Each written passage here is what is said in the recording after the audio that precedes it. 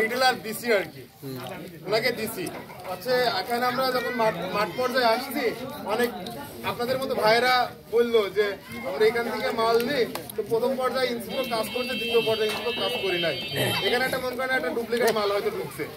এই ঢোকার কারণে আমরা ভাইকে বললাম যে ভাই আপনার সাইডে যেহেতু আসছে, হয়তো ইনসিপিও নিতে আসছে, অনেকেই ঠকিয়েছে আর কি।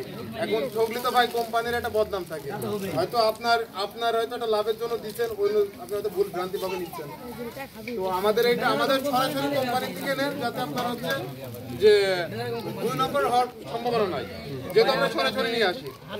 আমাদের কোম্পানি থেকে আপনি নেন, আপনার মাঠ পর্যায়ে যদি আমরা থাকি, সবাই বুঝাইতে পারবো যে না ভাই আপনি অরিজিনাল কোম্পানির ঘর সাজাতে 70,000 টাকা লাগে।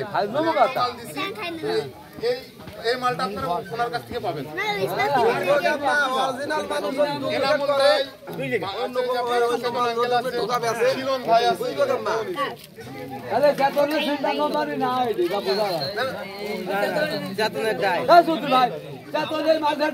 হোকার আসবি সেটা কোম্পানির চেতনের কাছে অনুমোদন তো চেতনের সাথে গেলি বৈঠক করতে হয়।